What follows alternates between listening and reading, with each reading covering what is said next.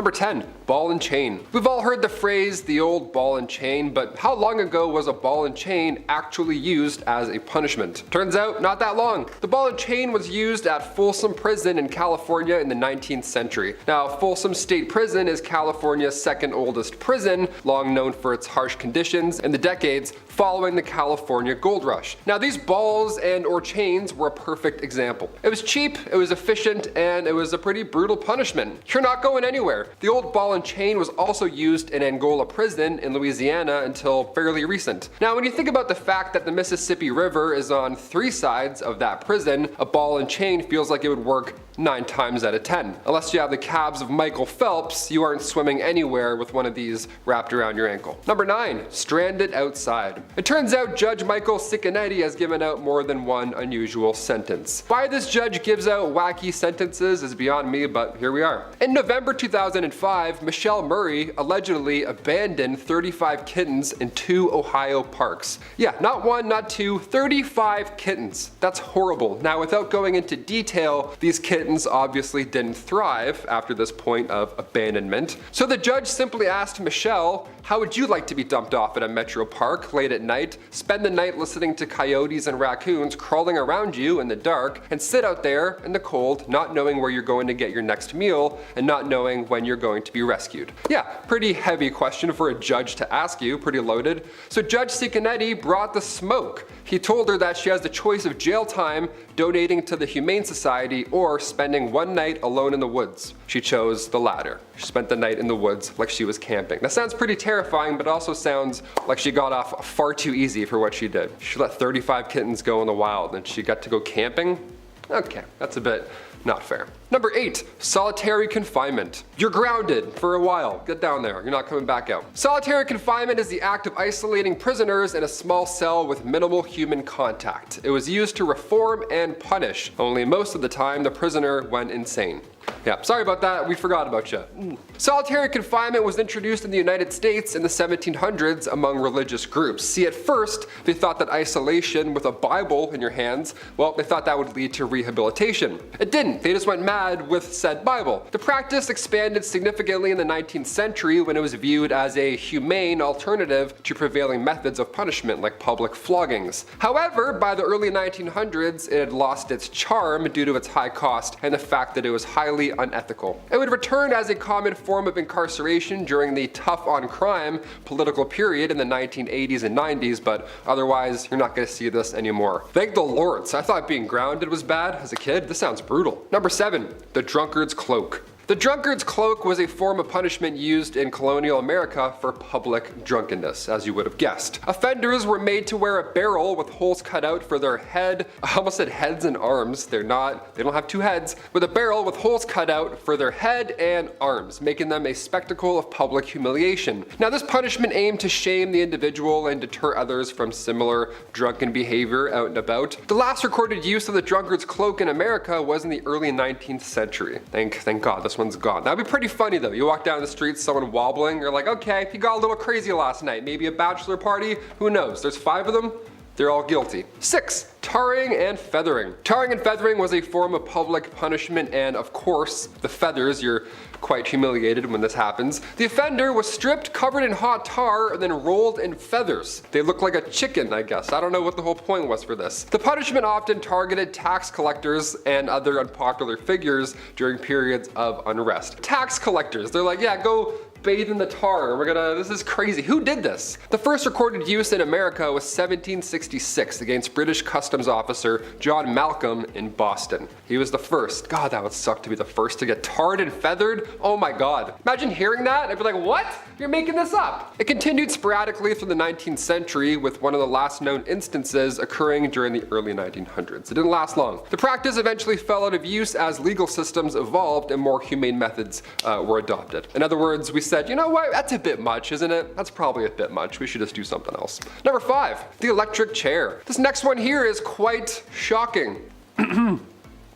The electric chair was introduced in the late 19th century as a little bit more humane alternative to hanging. It was first used in America on August 6, 1890 to punish William Kemmler in New York. Now the method aimed to provide a quicker and less painful death. However, it has faced criticisms for its potential for causing severe pain and not being that quick. The last use of the electric chair in the US occurred on January 16, 2013, quite recent. This was after Robert Gleason Jr. was killed in Virginia via electric chair. It's horrible. I used to see it at movies growing up and I thought it was like a fake thing that maybe was in like, Saw movies, but no, this is how people would die. Just horrible. Number 4. Branding. Branding involved marking a criminal's skin with a hot iron to permanently indicate their crime, often on the hand or forehead. Big differences, like here or your forehead? Are you kidding me? Can you do anywhere else but my forehead? This form of punishment dates back to ancient times and was used, of course, as a deterrent and a means of public shaming, as are all of these.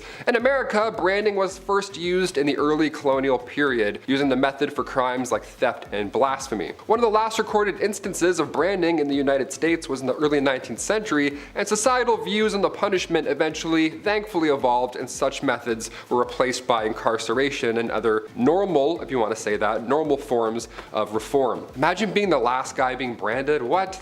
You're so close. Psst, and we're done. No more. Sorry. So close. Number 3. Exile and banishment. The punishment of go away, just keep going, forever, bye. This one involved forcing offenders to leave a community or a region entirely, just get on out of here. These were common punitive measures in early colonial America, quite a popular place to start these punishments. These punishments were used to remove undesirable individuals, such as criminals or those accused of witchcraft, from society. Yeah, you're either a thief or a magician. See you later. We don't take either of those. The practice was rooted in English common law and aimed to protect the community while punishing the offender in a more chill way.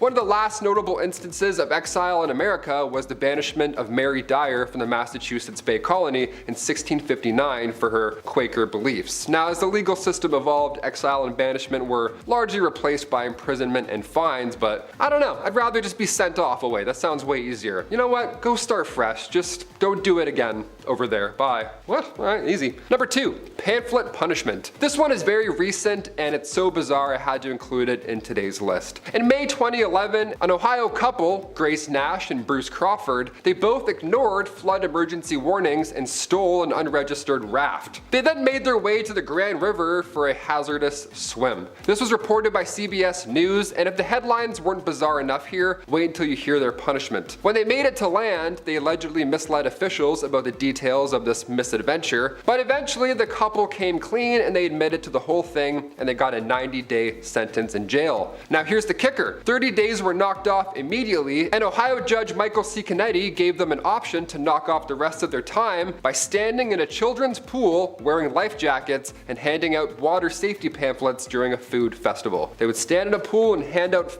pamphlets all day. That sounds like a great time. I don't know. Sounds like they got off easy. A food festival in May, that sounds like the best place to hang out all day. Don't ignore flood warnings or you'll be embarrassed for like 8 hours. Okay. Number 1, the iron gag. Not to be confused with the Iron Giant, the iron gag was a metal device used to silence prisoners by clamping their tongues down. Yeah, kind of hard to beg for your life when you can't talk. You have a big piece of metal in your mouth. You have the Iron Giant's finger down your throat. This horrible device was famously used in the Matthias Macumsey case from Lancaster County in 1833. See, Matthias got himself busted for manslaughter and was given the iron gag while serving time in the Eastern State Penitentiary in Pennsylvania. This case is well known because Matthias died in prison while wearing one of these. Yeah, imagine that. Your last moments and your tongue is clamped down. That's like a saw trap. That's one of the worst ways to go. History is brutal. Is the elephant. Those same guys that you watch paint at the zoo or roll around in the mud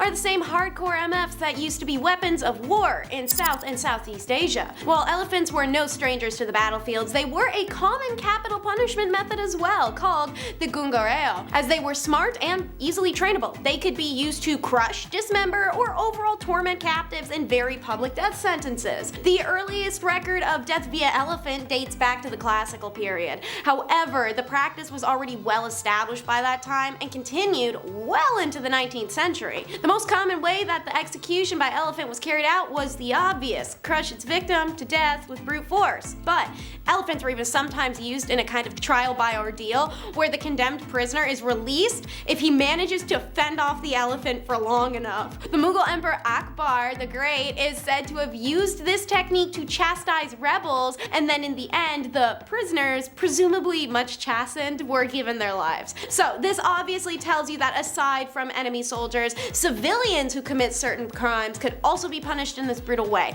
These crimes included theft, tax evasion, heresy, and rebellion. During the expedition to central India in 1868, Louis Rousselet, a French writer, photographer, and traveler, described a death sentence of a criminal by elephant. The sketch was made of the event showing the condemned being forced and placing his head on a pedestal and then being held there, while the elephant foot crushed his head. Yeah. So, punishment number 9 is branding, a global classic. Who in the ancient world wasn't branded B-words for doing stuff they didn't want them to do? Now, in Euro nations, it was usually women or servant workers getting marked up, but in India, it was also a punishment for things other than being caught with your pants down, literally. See, how they liked to do it was the culprit was branded with a hot iron, smack dab in the center of their forehead with the words describing the offense. If you stole eggs, they will brand "stole eggs" on your face, which is equally hilarious and embarrassing. So I guess the shame part would really actually work there, especially because this branding punishment always came with a reduction of social class too. This method was commonly used in classical societies. In India, it was practiced during the Mongol rule, and it since has been completely abolished. Punishment number 8 is pillory. This device was shared between a few nations. The Europeans loved this crap and used it on women constantly. As you may know from the Bumblebee videos, Top 10 Spine-Chilling Ways Women Were Punished in Medieval Times, Part 1 and 2. If you haven't seen those, maybe go check them out on our channel and subscribe to the Hive while you're at it so you don't miss out on anything else. In pillory, the offender was compelled to stand in a public place with his head and hands locked in the iron frame so that he couldn't move. Uncomfortably hunched over, the victim would then have his ears nailed to the pillory through the top cartilage, so his head is forced up on an angle, adding to the uncomfortable position of the spine. It would essentially be like this. Then finally, the victim would be whipped, branded, or stoned. However, if the victim was super hella dangerous, I don't know, maybe he was like a top soldier, turned evil, but had really good battle skills, and they had to be concerned about that, they'd use the pillory just to restrain him while they physically nailed the guy's actual body to a wall, then stoned them. This was practiced till the 19th century. Punishment number 7 is lost limbs. In other words, it means damaging a person severely, especially by removing a part of the body. It's another classic amongst the medieval societies, and like others who like to cut limbs off as punishment, it was usually the nose, ears, hand, or feet in India. Whatever the crime was determined the limb lost. During that period, one or both of the hands of a person were chopped off if the offender committed theft. If he indulged in intercourse offenses, such as violating someone, his privates were cut off. That one still happens nowadays, just usually once the prisoner is already in jail. Not done by the government. Anyways, back to it. If he told a lie or criticized God, his tongue would be cut off, and if he was deceitful or untrustworthy, his ears were cut off. Punishment number 6 is brain ablaze. So, in ancient India, it turns out another fun punishment was to have certain parts, but only parts, of your body set on fire. This punishment came in alongside the upheavals of ancient Indian political history, wherein kings and dynasties faced endless threats and challenges from rivals. Enough so that, like all kingdoms, violence against the king became a serious political problem that had to be dealt with ruthlessly and effectively through preemptive action, punishment, and retaliation. The punishment for one who reviles, spreads evil news about the king, or reveals council secrets is punished with tearing out the tongue, as forementioned.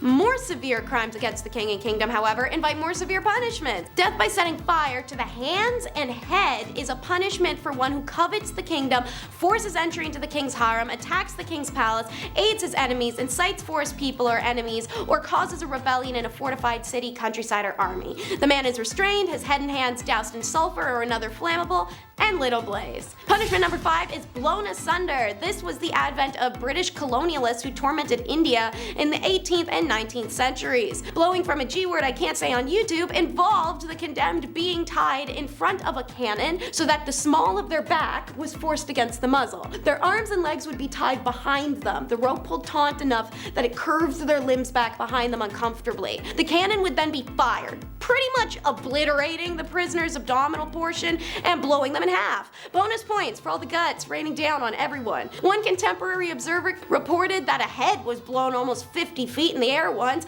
and limbs sometimes landed 100 yards away, and the rest of the body essentially just vaporized. Punishment number 4 is torn apart. Another colonial classic. This style of death sentence is found everywhere from Rome to medieval Britain to Persia. For those unfamiliar with this punishment, you'd have your 4 limbs tied either between 2 horses, one holding both arm ropes and holding both leg ropes, or it'd be 1 horse for each of your limbs. At the count of 3, all horseback riders would take off in opposite directions and rip the person in the center apart. In ancient India, however, instead of using horses, they used oxen. For example, a law was in place that women caught killing their husbands or family members, killing others by poison, or committing arson are to be torn apart by oxen. Punishment number 3 is cooked alive. The sensation of being boiled alive was an absolutely horrific one, yet it was a punishment for things as meager as theft or lying. A large cauldron was filled with water, oil, tar, fat, or molten lead and left to boil. Putting a victim in the cauldron before the boiling was done was the worst way to exert this punishment, as it meant they would probably remain conscious, and then he'd notice his eyes burning, clothes fusing with his body, and skin blistering. The limbs and extremities were the first things to burn after that. After the person's outer layers began to cook, their organs began to cook as well, and their bodily fluids rose in temperature, so they were also boiling inside. All who went through this medieval death could only pray for a fast and merciful one, but boiling to death was unfortunately a very slow process. A quick death would only come, as said, if the liquid was already boiling when the victim is dunked in. If it wasn't and they wanted to speed up their own deaths, the victim could always duck their head underneath the liquid and just boil their own brain that way. But otherwise, it was long and horrific until the very end. While this should have been reserved for only the worst offenders, it soon became a go-to death sentence for foragers of all people. In India, it was said in the Garuda Puranam that the people who didn't offer food to orphans and contaminated food are boiled in oil after their death. In 1606, Guru Arjan of the Sikhs was boiled alive as a form of torment and subsequently died on the orders of the Mughal Emperor Jahangir. Punishment number 2 is exposure. While this was less common in ancient India, it was part of other punishments such as pillory, whipping posts, or stocks, or it was used as a method of gaining confession. Victims could be exposed to the elements by restraining them somewhere outside, whether on the ground, which was more susceptible to bugs, pests, animals, and grime, or somewhere suspended, like a cage, off a wall. That one was popular in Europe. In summer, the guards could just pour hot water over the victim's head repetitively, which eventually increased body temperatures to the extent that heat stroke would take effect, causing a victim to die slowly and painfully. Sometimes the body was even left to decay publicly to dissuade any further crimes. During cold days and nights, the chill, as well as the lack of protection from the wind, could easily sap a victim's body heat. Alternatively, the victim could be buried up to his neck, letting any animals, insects, or other people kill him slowly the way they want to. Due to its cost efficiency and cruelty, the exposure torment strategy was widespread in medieval Europe and many other places. In many cases, the victim was sentenced to a short period of exposure depending on the crime. However, death was frequent since they were completely defenseless, even if it wasn't intended to be more than a 2-day punishment. You never know. Punishment number 1 is immurement. However, it is more identifiable to the common person if I just call it being buried alive. Placing someone into a confined space and then sealing it up so they're forced to wait for their own death, whether it comes from dehydration, starvation, or even asphyxiation. Immurement also had been performed for aesthetic reasons in Hinduism, Jainism, and Buddhism, and examples can be found in plenty of written sources. The year is 1660 and the place is India. On the 6th of May, Shah Shuja, the second son of the Mughal emperor, boarded a ship and sailed from Dhaka to Arakan to find asylum from his brother, who was now his father's successor and wanted to kill him. Shah's plan was to stay in Arakan for a short period before sailing over to Mecca, then Persia. But he landed there just as the monsoon season hit, and it trapped the prince in Arakan for many months. And then, for life. See, while stuck there, the king asked Shah if his eldest daughter would marry his son. For some reason, this really grilled Shah's onions, and he tried to overthrow the Attaccan king in a coup, which then was found out. Although Shah managed to escape into the jungle, he was subsequently caught and put to death. The prince's family, however, were thrown into prison after their capture, although they were set free later. Moreover, the king married Shah's eldest daughter himself. He didn't even give her to her son, really just spit on dad's grave like that. It seems like the surviving family members of Shah, including that eldest daughter, plotted to seize power again and overthrow the king, having clearly learned nothing. Like the last time the conspiracy was leaked, and this time the king meant business. If his family was going to keep being a problem, he was just going to exterminate the entire thing. According to the 17th century French physician and traveler Francois Bernard, the men were decapitated with axes, whilst the women were closed, confined in their apartments, left to die of hunger. All the windows and doors had been sealed. Even Shah's eldest daughter, now the king's wife, was not spared. Imagine living somewhere where you could literally be asked, hey, could you die over there, please? Called Prohibition of death laws. They've shown up through history and around the world, and some argue that not much action is taken to enforce or punish violators, but that's because it'd be kinda hard, right? Well, this is the island of Delos, considered a holy site by the ancient Greeks. You can see many of the old temples and statues that were erected in worship of the gods there. Check her out, she's a beaut, Clark. Classic architecture, clear teal waters, and dream vacay. No better place than to die. Until the 6th century BC, when a whack-job tyrant named Pisistratus ordered all of his soldiers, serfs, workers, whatever, to remove every dead body from the island as they had rendered it impure. Shovels in hands, they really did remove the dead bodies one by one until they felt they were all gone. I doubt you can actually remove all the dead bodies from any piece of land, but I imagine they probably got pretty damn close. And from there it became law in the Greek kingdom that it was illegal to die on the island of Delos. I guess if you drop dead, they just like leave a fine on your body, tuck it in your belt loop maybe, all saucy like, who knows. This wasn't the only place this happened though. Check out the coastal town of Le Lavador, France. Sheesh, what is up with not being able to die in luxury? This is nice! Anyways, due to the disputes over the crowded cemeteries, ordinances to build new cemeteries, and conflicts with local environmentalists, the mayor just tossed his hands up and said, you know what?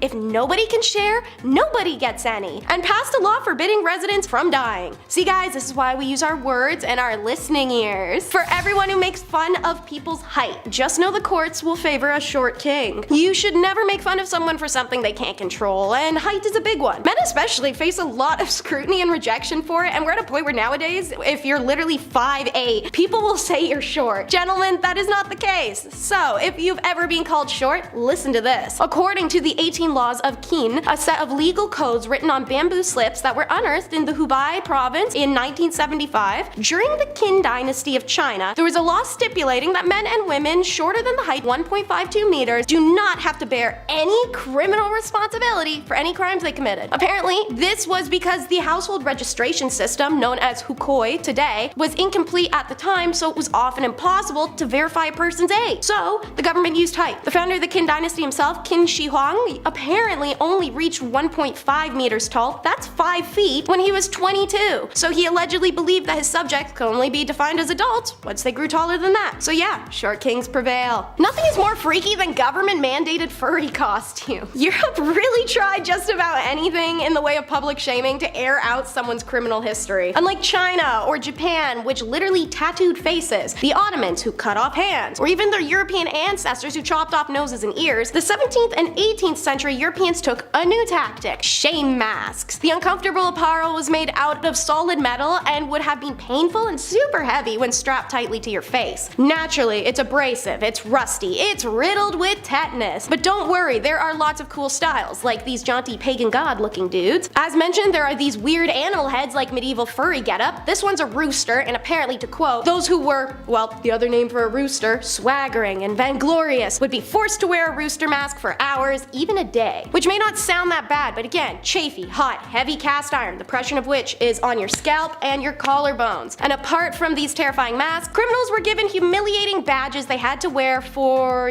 rest of their life. Next up, we got the M&M's trial by ordeals, and by M&M, I mean medieval and Mesopotamia, not the M&M candy franchise out here trialing people by fire. And while I may be joking around, these trials were no joke. If you stole a bunch of crap and you were caught, they just hang you, no questions asked. But when ordeals are deemed appropriate for the crime committed, well, they weren't effing around. You were about to go through the holy test ringer, and your punishment if failed was excommunication from the church, because God clearly didn't believe in your good name. Kinda like a Mean Girls Regina George burn book. But that was just the beginning. There were 3 types of ordeals for medieval Europe. Being tossed in cold water, and if you think you're innocent, float you're guilty, makes sense. Hot water ordeal requires you to pick a stone from boiling water and heal from those burns in 3 days if you want to be innocent. And finally, hot iron, because being able to carry a pound of boiling iron meant you were righteous. Did literally anyone pass that? Meanwhile, trial and ordeal in Mesopotamia allowed the gods to decide criminal accusations, in which case I hope they all learned how to float or swim young, because God came in the form of a rapid river. The law goes as follows: if anyone bring an accusation against a man, the accused go to the river and leaps in the river. If he sinks in the river, his accused shall take possession of his house. But if the river proves that the accused is not guilty and he escapes unhurt, then he who has brought the accusation shall be put to death, and the guy who jumped in the river gets to take the house of the accuser, whatever. So what I'm hearing is, welcome everyone to Mesopotamia's favorite game show, Drown or Win a House, where contestants go before the court, their gods, and one rapid river to face off the ultimate test. Are they innocent or guilty? And now for a punishment I don't even want to know how they discovered: tickly lickly torture. Some names are misleading and others are quite on the nose. This is a beautiful middle ground of both. So the victims are laid out in front of a goat, their feet are covered in salt water, goats love them salt and they love sodium, so they lick and lick and lick at the sole of his foot. And fun fact for you guys who aren't out here feeling goat tongues up often or haven't eaten manish water, they're pretty much like giant cat tongues. So rough that once the skin is pruny from a couple batches of the salt water and goat spit, the abrasive tongue will literally rip layers of skin off the foot. There's been cases of this method going so far that goat licked to expose the bones. The punishment was only ever rumored to be used in medieval France, and it's only ever described in a 1502 Italian document. Imagine a time and a place where asking some folks, hey, you want to get dinner and drinks, would get you executed. The Han food restrictions. The Han dynasty had some fickle little food laws and regulations, it appears, and for some reason they had wild punishments for them. For example, the law stipulates that dinner without a valid reason will be fined if caught, and if there's beef on the table, it will be cut directly. Does that do something to the beef? I don't get that part. I also don't get the part where between 206 BC and 220 CE, having a few drinks with the boys could get you literally decapitated. The law stated that if 3 or more people got together to drink, the participants would be fined 4 tals of gold. If you're unable to pay, obviously you faced severe consequences, because why can you afford to drink but not pay a fee? The only exception to this rule were gatherings such as weddings, funerals, and festivals. Many rulers and dynasties attempted to regulate the consumption of alcohol in some part because making alcohol required grains like rice, and that supply was often short. Rulers also feared that drunken civilians could easily turn disorderly and violent and cause some peace issues. Can't talk unusual and freaky without bringing up the Mongols and their yasa law. The yasa decrees are only available to us through secondary sources, as there's no comprehensive Mongol scroll or codex found so far. Naturally, this can be problematic, and our knowledge of yasa law is nothing like the older code of Hammurabi. This is due to the fact they weren't literate, so yeah, the laws were told verbally. What we know of yasa, declared by Genghis himself, is it concerned itself with people, not property, and aimed for 3 things: obedience to Genghis Khan, a binding together of nomenclats, and merciless punishment of wrongdoing. Nowadays we've managed to collect some of their laws together, and I'm gonna read you some of this list. So we have urinating in water or ashes is punishable by death. One may not dip their hands into water and must instead use a vessel for drawing water. Probably a hygiene thing, but at least it's not death, you know? It's forbidden to wash clothing until completely worn out, and don't forget, when you do go to wash them, it's forbidden to bathe or wash garments in running water during thunder. I can't make sense of that one. And then also there's the one where parents can arrange a marriage between their children even if one or both are already dead. But the weirdest thing aren't even the articles, it's the penalties. Only death is ever specified as a consequence. Adultery, death. Take someone against their will, death. Peeing in water, death. Don't answer con calls, death. Giving out food or clothing captives, death. Death, death, death, death, death. Now, it also includes some pretty chill laws, like Genghis ordered that all religions to be respected and no preference be shown to any of them. So, I mean, you win some, you lose some.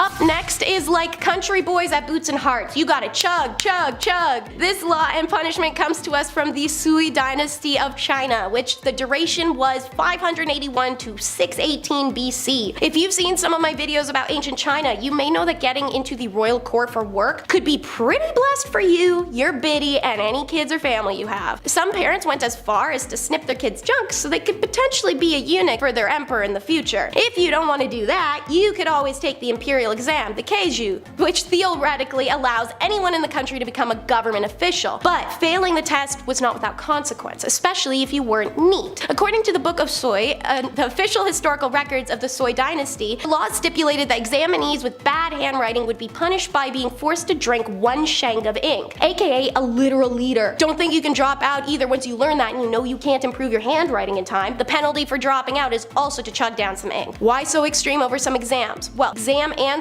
were in theory written by the emperor, even though in practice his officials would be the ones doing the grading. So even if the emperor didn't see it, bad handwriting indicated disrespect to him, the son of heaven. Also, if you failed the examination, guess what your punishment is? Drink some more ink. Had to throw something violently nauseating in on this list at some point, so we got death by Dumbo. This is gonna be rough, you guys, and it makes it obvious colonies of Asia were not effing around. Hope you're ready. So, elephants were used to crush and even gore criminals to death in medieval South and Southeast Asia. This method was popular in India from the Mongol period into the late 19th century. The criminals were laid down either face down, a blessing, I imagine, or face up to see their incoming demise, which was wild angry elephants, who ran over them repeatedly, ensuring a quick yet very painful death. The most common form, however, was mano a mano, when a convict was laid down and an elephant walked over to the execution site by the handlers and deliberately made to stamp on the torso or head. Elephants are clever creatures, and reportedly they could be taught to slice and gore criminals to death with pointed blades fitted to their tusks. Imagine an elephant in a blind rage running at you with butcher knives duct taped to its tusks, because that's literally what their last moments would have been like. Alright, let's talk mud now. Not any old mud, it's mud. The glorious mud. Gonna say mud way too much, it's gonna feel made up. So, execution by suffocation was a common practice of the ancients. Look at hanging, or whack stuff, like water torment. However, in the medieval period, a very strange kind of suffocation technique was used called mud, the glorious mud. And yes, you have to say it like that, so follow me on screen. Mud, the glorious mud. Yay! Okay, I'll stop. So, some historians tell us that criminals would be killed by throwing him or her into a pit of stinky mud, usually also packed with human filth and feces, because this is medieval Europe. The convict would either die by drowning or by suffocation. However, this was also a common accidental death for the exhausted armor-laden soldiers laying injured on battlefields. Anyways, being drowned or suffocated in mud for punishment does seem to have been rare, thankfully, primarily known to happen in the Burgundy region of France, where it was a punishment reserved specifically for women who left their husbands.